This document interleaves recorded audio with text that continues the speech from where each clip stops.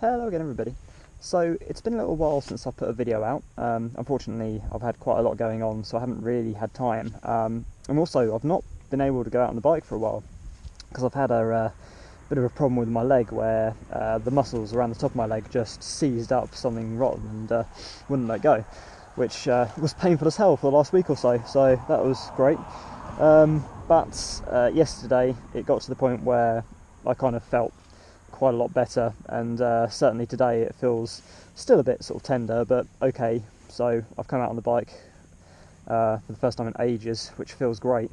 And I thought I'd just go over a few of the upgrades that I've done recently, because I was intending to do like individual videos for each of these upgrades, but the problem was they weren't really that interesting enough. I mean, they're interesting upgrades, and there are some interesting points that I'll go through in today's video, but the actual installation of them was kind of boring because it was just a lot of me sitting there sort of painstakingly going through wires and soldering them together. So anyway, I will go through the upgrades that I've done, I will explain what I've done, and I will just point out any important bits of information that you kind of need to know, or that will make life easier if you decide to do the same upgrades. So before I go on to the actual upgrades themselves, I'll just point out the what I've done here on the fork yokes is paint them black. The reason for that is I kind of prefer black anyway. The 125 model usually comes with just bare metal, whereas the 200 comes in the black, which I think looks better. But the main reason for doing that was actually just simply that I got fed up with rust, especially because I use this bike in the winter. I'm not a fair weather rider, I do ride in all weathers, and particularly sort of at the front and underneath it would get quite rusty, and I would find myself every weekend just sort of trying to get rid of it, which was a bit of a pain in the ass. So what I've done, obviously I've got rid of any rust that was there. I have zinc primed the parts and painted them black, and I actually think it looks pretty cool. I do like it, and I'm hoping, obviously the weather's been great now, so it's not really going to show itself, but I'm hoping with regards to keeping the rust off, it's going to do a fairly good job. So yeah, let's go on to the upgrades. Moving on from rust proofing the front of the bike, the other thing that tends to get a bit rusty is the handlebars. Now I do like the chrome handlebars on the Van, but I kind of fancied a bit of a change. I wanted to go a bit more kind of, I don't know, I wanted to continue the sort of black theme, because the black and red does look good. So I decided to change the handlebars over. Obviously I've gone for a set of nice anodized black Renthal bars.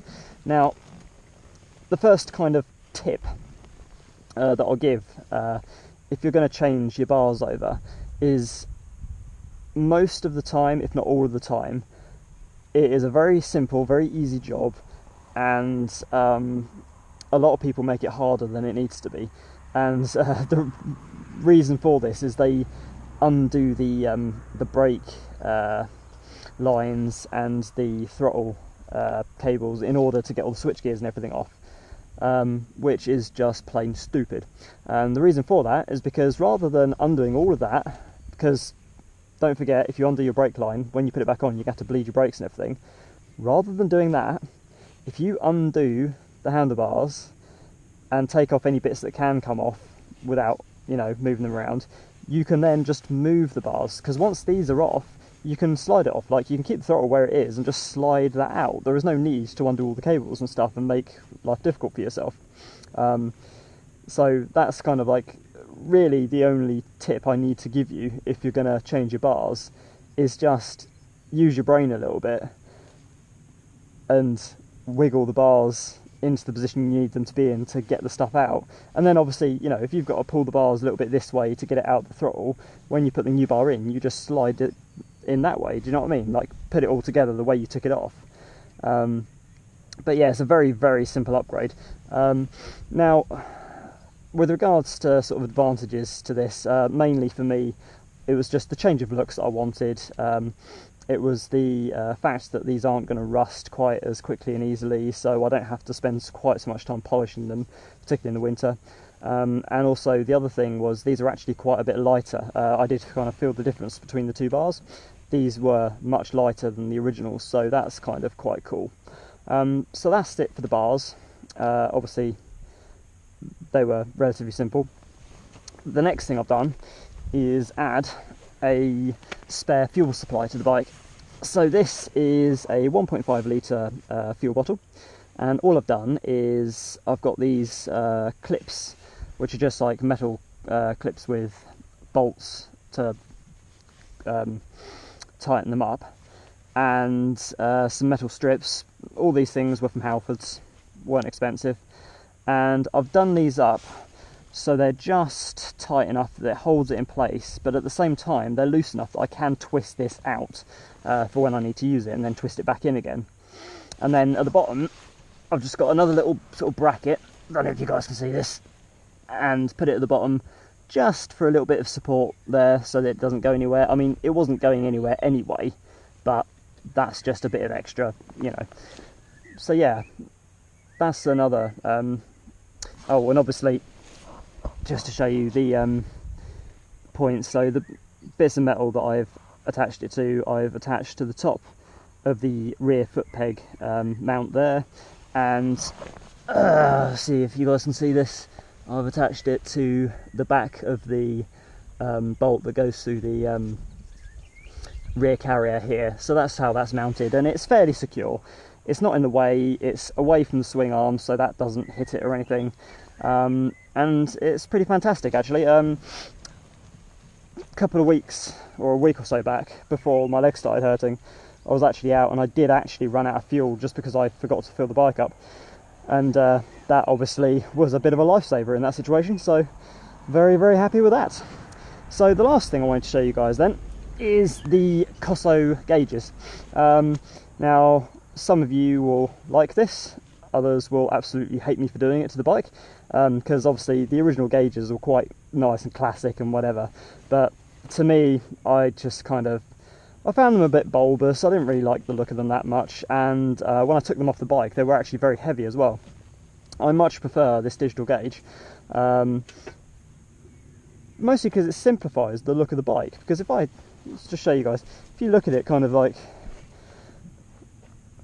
from the front and the sides, it takes that bulbous gauge away and just makes it look that little bit sort of cleaner and simpler. I mean, it's a matter of personal sort of opinion, but I quite like it. Now, again, I was going to do a installation video of this, but it really was just me spending ages soldering wires together, and it's kind of difficult because obviously it's different for each bike. So just because one wire goes to another on my bike doesn't mean it'll be the same on another bike. So I mean, it would on a Van, but if you've not got a Van, obviously it's not like useful for you. So with regards to fitting one of these to your bike, the gauge itself comes with a pretty good diagram that shows which wire is supposed to go where, but really you need the wiring diagram for your specific bike so you know which wires to either splice into or to join together, whatever. I actually learnt a new skill with this as well, because I wanted to make sure that when I soldered the wires together they were soldered properly. So I actually watched a YouTube video on how to solder to NASA specifications, and did them all that way. So I'd like to think that they'll probably stick together fairly well. I certainly haven't had any problems so far. So just a few tips and tricks when installing these things. If you do want to install a Koso gauge onto a Van specifically, these next few tips are for you. The first thing is, they normally come with a magnetic pickup sensor which kind of attaches somewhere down there on the brake calipers and picks up points on the disc, the brake disc, to work out how fast you're going. And then you have to put settings into the gauge to, you know, account for your tyre size and everything, and then that's how it picks up speed. However, on the Van, the mounts for that thing, just, you cannot get it in a position where it will pick anything up at all. It's useless. So the way to do it, and the only way to do it on the Van, is with the cable drive adapter. So you'll see this here, that is an adapter going into the original cable drive, which obviously you would originally have had a cable going up to the original gauges, so that's now a digital sensor. Sends a signal up the wire to the Koso gauge, and then as far as the settings are concerned, again, this won't be very useful for anybody else, but if you have either a 125 or a 200cc van, you need to go into the menu. I think it's the first item on the menu screen is the settings for the speed. So the first thing you need to set is the diameter of the wheel. Now normally if you were using the magnetic pickups, you would set the actual diameter in millimeters, so you'd have to work out the circumference of your tyre, convert it to millimeters and put it in there. But if you're using the cable drive adapter, with the van specifically, you set it to 718 millimeters for the circumference. And then again, the next setting is, so that's the circumference, and then the next part of the setting is how many pickup points there are. Now normally, again, if you had the normal pickup on the disc, and it was sensing like the bolts as they went past, you'd set how many bolts there were. So in my case, I think there's 5. But because it's going down to the original speedo drive, you actually need to put in how many times the speedo drive turns for how many once the tyre goes round, because for every one time the tyre goes round, the speedo drive actually spins around multiple times. Now in the case of the van, I don't know what it is for any other bike, but for the van it does it 6 times. So it's 718 on the tyre circumference and 6 pickup points for the cable drive adapter on a Suzuki van. That basically works. So then, and I will show you the gauges working in a second. The last thing I just want to very quickly go over, the bike doesn't normally come with a rev counter, so obviously I've got no rev counter wire to splice the signal wire into. But with the van, all you need to do, and it's actually pretty similar on other bikes as well, but again, this is specific to the van. The signal wire for the RPM counter on the Koso, I've actually spliced it into, I don't know if you guys can see this, so this up here is the coil, which obviously provides the spark to the spark plug. It's got 2 connectors at the positive end. I have just spliced the sensor wire into the bottom connector. So then again, in the settings, all you got to do is go into the RPM settings, which in this particular model, which is the DB01RN, it's the second item on the menu. And again, you've got to set 2 things. So the first thing you've got to set is the I don't know what it is actually, it's either the number of cylinders or the number of times the thing sparks, but basically, for whatever reason, with a single cylinder bike, you set it to 0.5. Don't ask me why, because I don't really understand it. All I know is that setting works. So then again, the second setting on the RPM settings is high act or low act. Now, if you're connecting it to the same part of the bike as I am, you need to set it to high act. I think, from what I remember, high act is if you're getting the signal from a positive output, and low act is if you're getting it from a negative. Obviously, because we're getting it from a positive, I just set it to high act, and I'll just turn this on and show you guys. As you can see, so this is the speed here, this is time. I mean, you can change this to time, trip, everything else, but at the top here we've got our rev gauge. So if I turn this on, you can see that it works.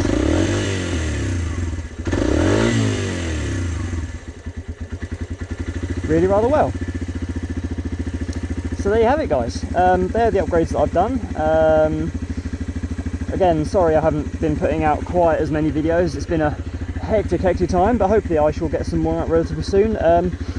I do still have a couple of upgrades in mind for the bike. I don't know how soon I'll be able to do them, but when I do, I will obviously be doing videos on them, and I will do installation videos as well, because the upgrades I'm thinking of it'll be quite handy to do installation things on them anyway, because they're also maintenance parts. So for instance, I'm still looking at upgrades for the rear suspension. That will be one that will come at some point. I have also, I'm umming and ahhing about this one, because obviously I've got the full exhaust, which has a slightly larger diameter downpipe on it. I've not done anything to the airbox yet because I don't want it to run too lean. But I've been speaking to a tuning company that's relatively close to me, and they reckon that they can tune the ECU of the bike to compensate for a bit more, you know, a few more upgrades. So obviously I don't expect any massive power gains. It's a 125, it's never going to be that powerful or fast, but if I upgrade the air filter to go along with the exhaust, get it properly tuned and everything, it will at least be running properly. I know it won't be running lean or anything, and it may just open it up that little bit, you know, because this engine, out of the factory, it produces 12 brake horsepower, or 11.5, which is okay, but you know, even a 125 can do a little bit better than that. And you know, some people would say it's a bit of a waste of time and money, why don't you go buy a bigger bike and stuff. But the thing is I've had bigger bikes, I've owned them, I don't really, you know, I'm not that bothered. I just want this bike to be the best that it can possibly be. I'm not expecting it to be fast, I'm not expecting it to be anything other than what it is, but I want it to be the best of what it is, just because I love it so much. So yeah, that's a possibility for the future as well. But for now, anyway, obviously, if you did like this video, please do give it a like. If you haven't already, go subscribe to the channel, check out my other videos. Obviously, I've got loads of other upgrades and things that I've done over the last year or so. And yeah, for now, thank you so much for watching, and I'll catch you guys again soon.